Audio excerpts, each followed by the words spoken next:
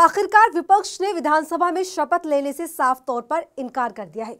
विपक्ष ने कह दिया है कि वो महाराष्ट्र के चुनावी नतीजों को सही नहीं मानते, इसलिए शपथ भी नहीं लेंगे। विपक्ष का सीधा कहना है कि चुनावी नतीजों में धांधली की गई, जो कि वो शुरू से ही कहता आ रहा है। जिस बात का बीजेपी को डर था वही हो गया है। दरअसल महाराष्ट्र में 13 दिनों की लंबी जद्दोजहद के बाद महायुति ने सरकार तो बना ली, लेकिन उसकी मुश्किलें कम होने की बजाय बढ़ती ही जा रही हैं। और ऐसे में विपक्ष का ईवीएम पर फिर से मुखर होकर बोलना मोदी शाह की नींदें उड़ा रहा है। दरअसल महाराष्ट्र विधानसभा के स्पेशल सेशन के पहले दिन यानी कि शनिवार को 288 नए विधायकों को शपथ लेनी थी। हालांकि उससे पहले ही विपक्ष ने ईवीएम के मुद्दे पर वॉकआउट कर दिया। शिवसेना यूबीटी के नेता आदित्य ठाकरे ने इस पर कहा, क्यों आप लोगों ने विरोध बहिष्कार किया, ये बारे में हमने आज बहिष्कार किया है। इसी का एक ही कारण है, अगर आप देखें तो मार्केटवाड़ी में डेमोक्रेसी को मारा जा रहा है। ये डेमोक्रेसी को ईवीएम के हिसाब से, ईवीएम के माध्यम से हो या फिर जो भी रिगिंग कर रहे उसके माध्यम से मॉकरी कर रहे डेमोक्रेसी की।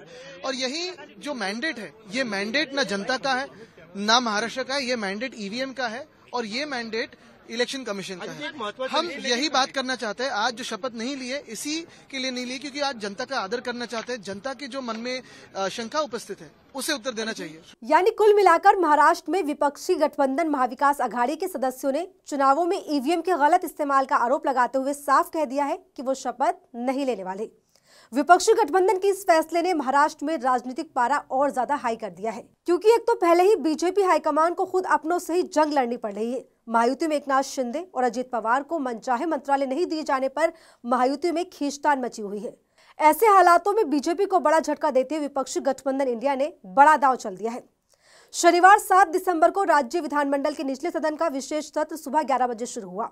सत्र के शुरू होते ही मुख्यमंत्री देवेंद्र फडणवीस और उप मुख्यमंत्री एकनाथ शिंदे और अजित पवार सहित सत्तारूढ़ दलों के कई सदस्यों ने विधानसभा सदस्य के रूप में शपथ ली, लेकिन विपक्षी दल कांग्रेस, शिवसेना और राष्ट्रवादी कांग्रेस के सदस्यों ने शपथ नहीं लेने का फैसला किया।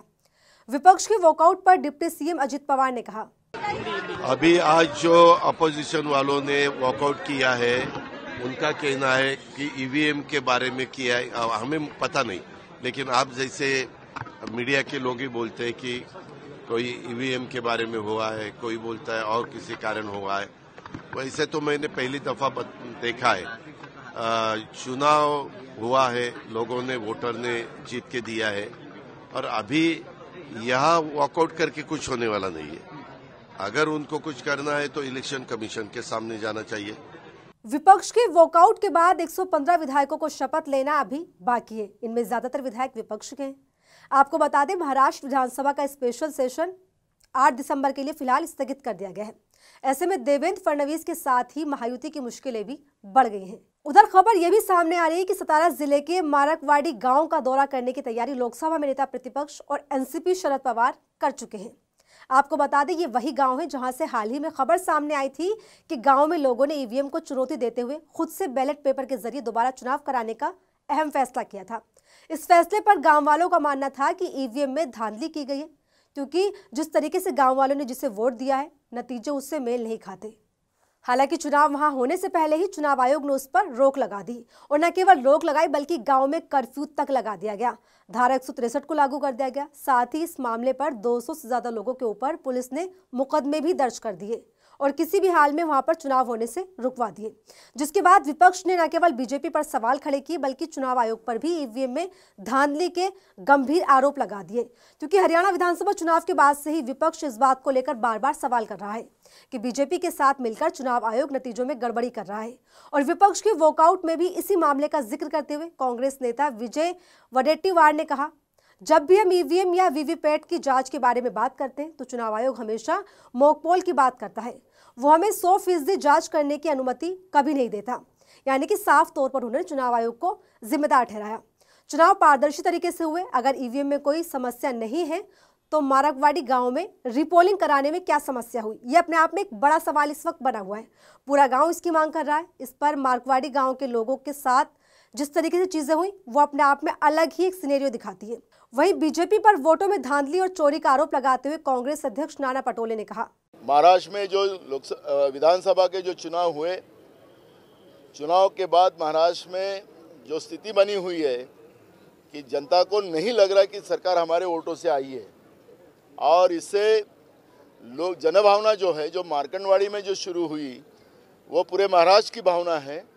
और आज मॉक पोलिंग को भी अगर चुनाव आयोग विरोध करती है, सरकार विरोध करती है, तो उसके पीछे का कारण ही है कि ये सरकार गड़बड़ी से आई हुई है, लोगों के वोटों को चुरा के आई है, ये साबित करती है।